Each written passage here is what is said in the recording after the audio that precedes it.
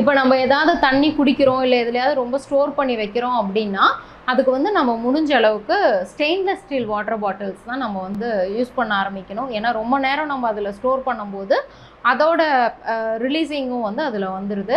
பழைய அந்த காலத்து பைப்புகள்லாம் இருக்குது அப்படின்னா நம்ம அதை மாற்றாமல் அப்படியே யூஸ் பண்ணிக்கிட்டே இருக்கோம்னா அதில் இருந்தும் வந்துட்டு நம்மளுக்கு வந்துட்டு லெட்டு வந்து ரிலீஸ் ஆக ஆரம்பிக்குது. அதேமாதிரி வால் பெயிண்டிங் யூஸ் பண்ணும்போதும் அதில் வந்து எவ்வளோ கம்போஷன் இருக்குது. ஏன்னா நிறைய பேர் வந்து பெயிண்ட் அடித்ததுக்கப்புறம் அலர்ஜி ஆச்சு, லைக் அலர்ஜிக் ஆஸ்துமாவாகட்டும், இல்லைனா வந்து ஐபிஎஸ்ன்னு சொல்லுவாங்க, அதாவது இரிட்டபிள் பவல் சிண்ட்ரோம், இல்லைனா கிரான்ஸ் டிசீஸ். சாப்பிட்டோன்னே வயிறு வலிச்சு மோஷன் போகிறது, இல்லைனா குடலில் எந்நேரமும் ஒரு அலர்ஜி மாதிரி ஒரு சவுண்டு மாதிரி வயிறு வலிக்கிறது, இதெல்லாமே பார்த்திங்கன்னா ஆட்டோ இம்யூன் தான். அப்போ அதுக்கெல்லாம் நம்ம வந்து இந்த டெய்லி எக்ஸ்போஷர் ஆகிட்டு இருக்கிற இந்த பெயிண்டிங் கூட ஒரு காரணமாக இருக்கலாம்.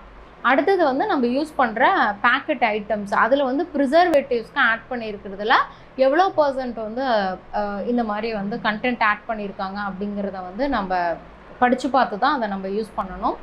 காமனாக இன்னொரு விஷயம் என்ன அப்படின்னா வந்து ரொம்ப அதிகமாக குக்கிங்க்கு நான் இது வரைக்கும் கேட்ட வரைக்கும் எவ்வளோ லிட்டர் எண்ணெய் வீட்டில் யூஸ் பண்ணுவீங்க அப்படின்னா சமையலுக்கு எல்லாருமே ரொம்ப ஜாஸ்தியாக தான் சொல்கிறாங்க. நம்ம ஒரு குறிப்பிட்ட அளவு ஃபிக்ஸ் பண்ணியிருப்போம் இல்லைங்களா, அதை தாண்டி ரொம்ப அதிகமான அளவு தான் சொல்கிறாங்க. ஏன் அப்படின்னா டேஸ்ட்டு வரணும், நம்ம சாப்பிட்ற ஃபுட்டு வந்து டேஸ்ட்டாக இருக்கணும் அப்படிங்கிறதுக்காக ஆட் பண்ணி